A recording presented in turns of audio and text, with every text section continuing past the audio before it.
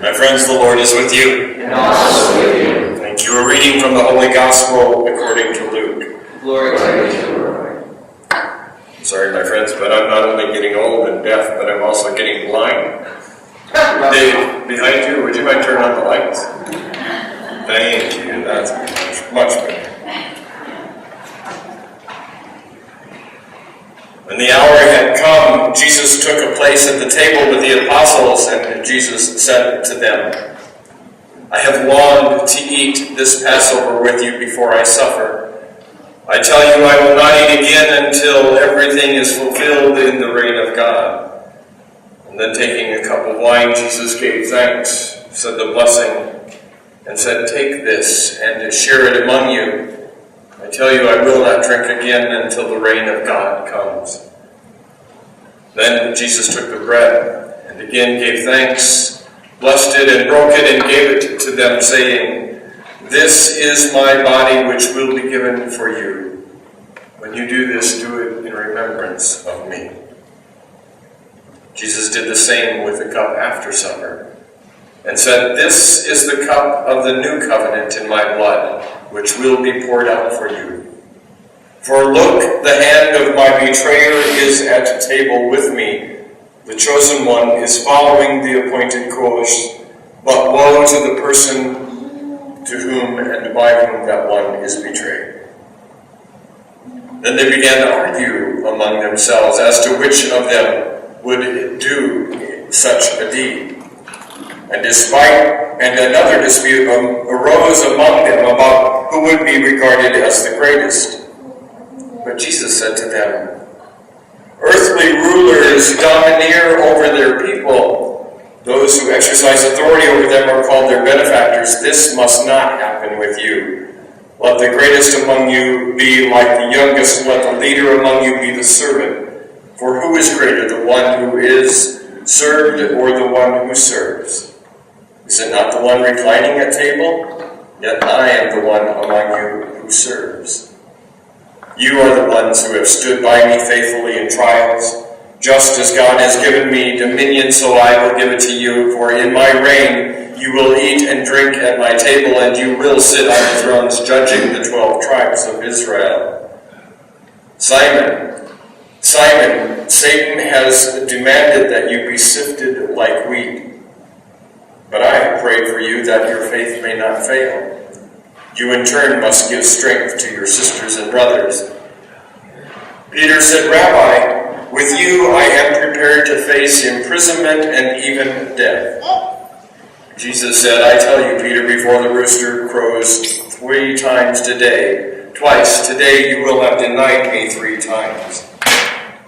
Jesus said, When I sent you out on a mission without purse or traveling bags or sandals, were you in need of anything? They said, No, nothing. Now, however, Jesus said, the one who has a purse had better carry it, and the same with a traveling bag, and if you do not have a sword, you should sell your cloak and buy one. For I tell you, what was written in Scriptures must be fulfilled. The suffering servant was counted among criminals. For whatever refers to me must be fulfilled. And the crowd said, Look, Rabbi, here are 2 swords. And Jesus answered, That is enough. Then Jesus went out to the Mount of Olives. The disciples accompanied him, and when they reached the place, Jesus said to them, Pray that you may not be put to the test. Then Jesus withdrew about a stone's throw from them, knelt down, and began to pray. O God, he said, if it is your will, take this cup from me. Yet not my will, but yours be done. An angel then appeared to Jesus from heaven to strengthen him. And in his anguish, Jesus prayed all the more fervently, and sweat like drops of blood fell to the ground. And when Jesus arose from prayer, he came to the disciples and found them sleeping, exhausted from their grief. And he said to them, Why do you sleep? Wake up and pray that you may not be subjected to the trial. While Jesus was still speaking, a crowd suddenly appeared with Judas, one of the 12, at their head, and Jesus came over and gave Jesus a kiss. Judas said to Jesus, "Are you betraying me with a kiss?" Those who were around Jesus, realizing what was going on, said, "Rabbi, shall we strike him with a sword?" And one of them struck the high priest's servant's ear, cutting off his ear. And Jesus said, "Stop. No more of this." Then Jesus touched the servant's ear and healed it. My friends, the gospel of the Lord. Praise to you, Lord Jesus Christ.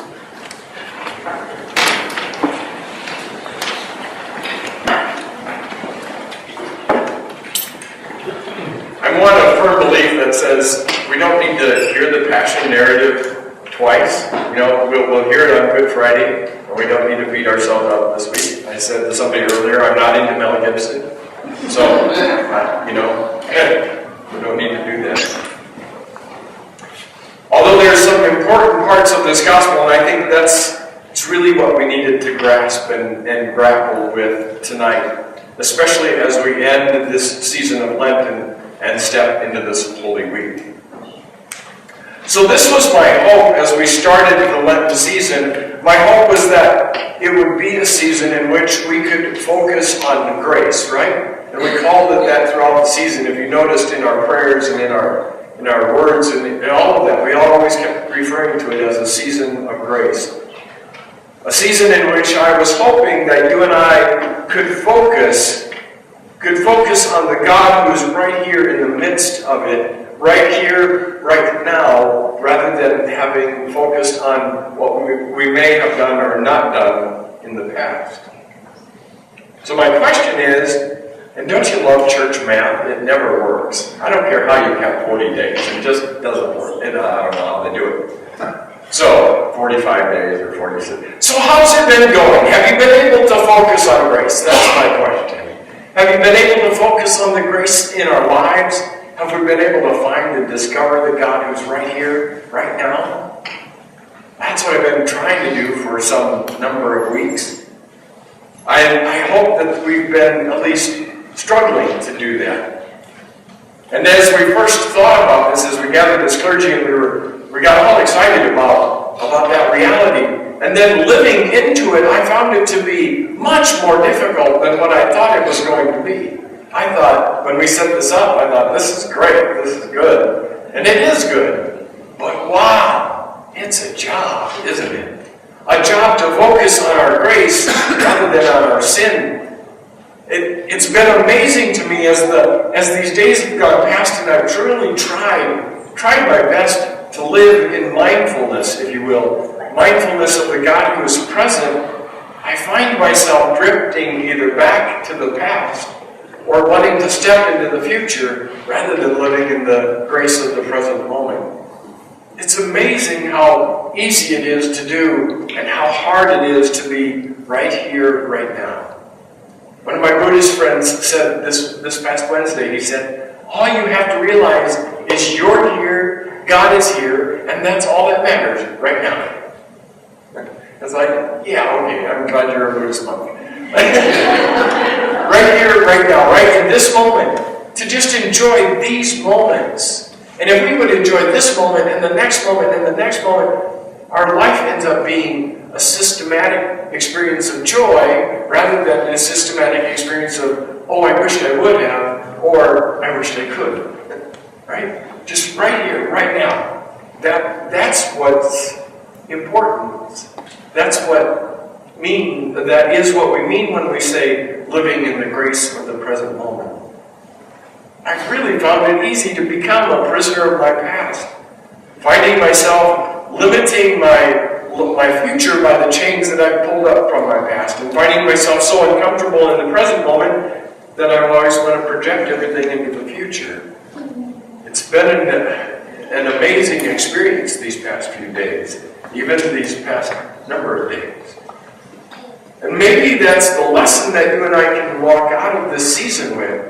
The lesson that to live in holiness is it really takes mindfulness. It really takes a really committed, mindful act to live in this moment, right here and right now. I've decided I've really gotten a little tired of posthumous grace. I don't know if y'all have ever had any of that in your life. You ever look back on something and say, wow, that was a really holy moment, right? Have you ever, I've done that. I've lived a lot of posthumous grace. It's like happened back there. And it's like, oh, dang, look at all of that I missed. If I would have just been living there, that would have been really cool to experience that. And yet, I spend so much time finding that in the past instead of right here, right now. I was in our basement. God, that's a whole other story. That's true. But I was in our basement, and I was digging around through some stuff, looking for some other things, and I ran across a stole I received. Now, I got to tell you about this guy because this is one of those posthumous experiences of grace, which I'm sure that if he was here today, he'd say, "Live it now instead of in the past or in the future." So you got to know about this dude. It's been amazing. And so I find this stole. I got this stole in 1993 from a mutual friend of Kathy and I. We happened to be in seminary together. His name was Rafael Vasquez. Now, Rafael was,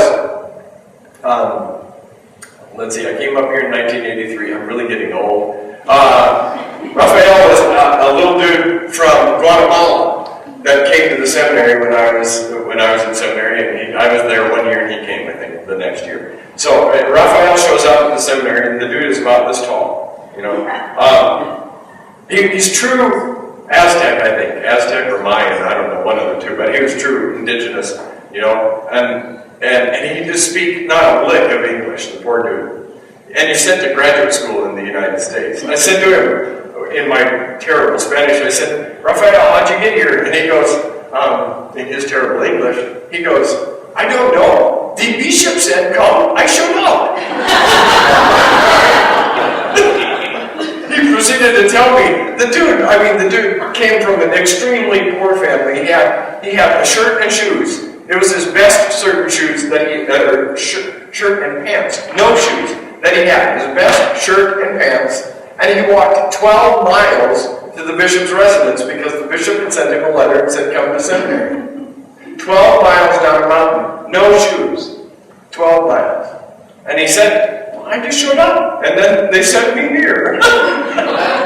So all he had was the clothes that he was wearing. Nothing else. I mean, the poor guy. Anyway, Raphael was just a wonderful, holy man. And we got to know each other over the years, and he went back to Guatemala. He was ordained in 1992, and in 1993, I got this package in the mail at home, and it was this stole, you know, and it's of course it's those South American handmade, you know, they're really nice. Now I'm sure it fit Raphael very well, but it was not here.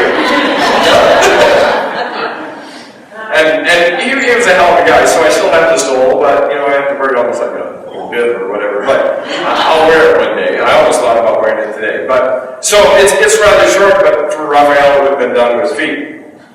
But in it he wrote this note. He said, I have to read it, so he said, "My friend, I hope you find a way to live the priest that you are." And then he continued. You have to, hold on, okay. Tell you about Raphael. Gets ordained, literally is ordained a month. They send him out into his neighboring parishes. They gave the dude 7 parishes. 7 parishes in Guatemala, to which he had to walk. Okay? So he said, rather than celebrating liturgy every Sunday at each parish, because there's no way I could do it, because there were miles and miles between, they sent him on a loop. And he would celebrate Eucharist wherever he was, among this indigenous poor people. You know, so their Sunday might be Tuesday, and their Sunday might be Thursday, whatever it was, you know. So he did that for a year. But in his letter, he said, because he said, I hope you find a way to live in your priesthood, he said, I have to tell you that I've ended up leaving ministry myself. But he said, don't take that wrong. I left the church only to marry the love of my life and then to minister in a new way as a priest among these same 7 parishes, because he said, I could not continue to preach the gospel and then go live a different way. There was too much loss of integrity for him.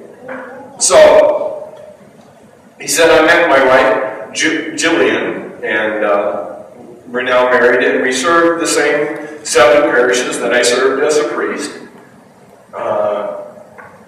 among the poor. He said, because there I find Christ in the mud,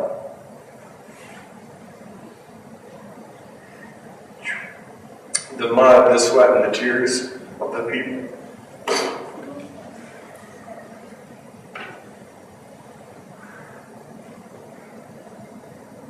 Thought I had it better together, sorry.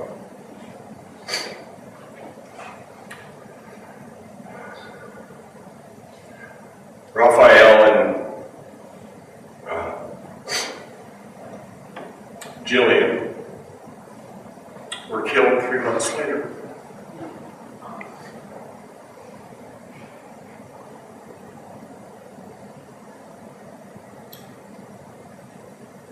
Somebody ran their car off the side of the mountain.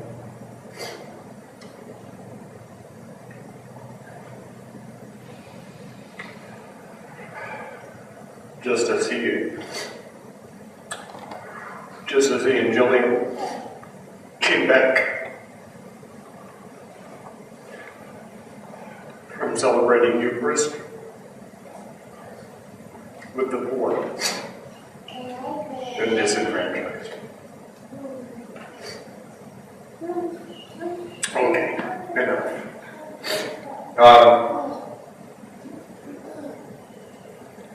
If Raphael was here and could say anything to us, he'd say, live it now.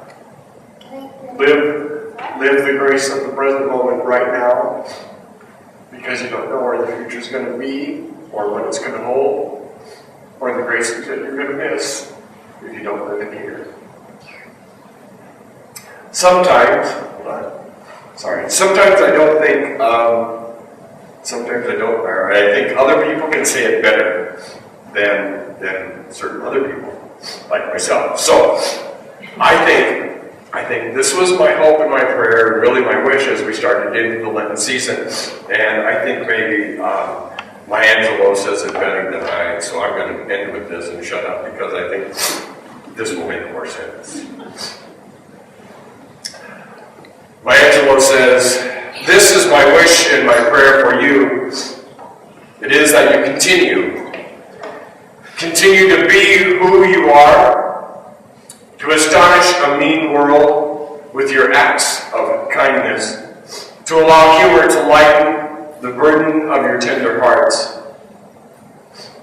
In a society dark with cruelty, to let the people hear the grandeur of God in the peals of your laughter, to let your eloquence elevate the people to heights that they had only imagined, to remind the people that each is as good as the other and that no one is beneath nor above you, to remember your own young years and look with favor on the lost and the least and the lonely, to put the mantle of your protection around the bodies of the young and defenseless, to take the hand of the despised and, diseased, and walk proudly with them in the high street.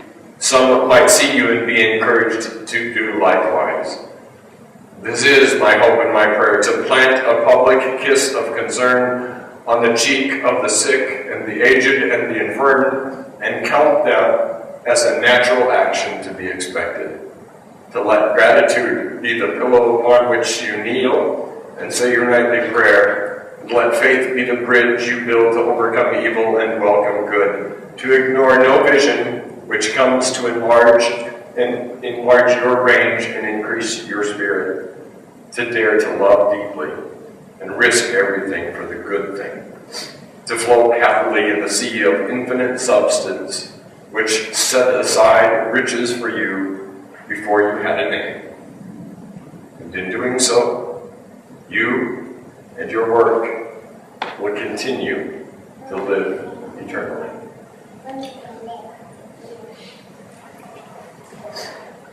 I hope it's an awesome Easter.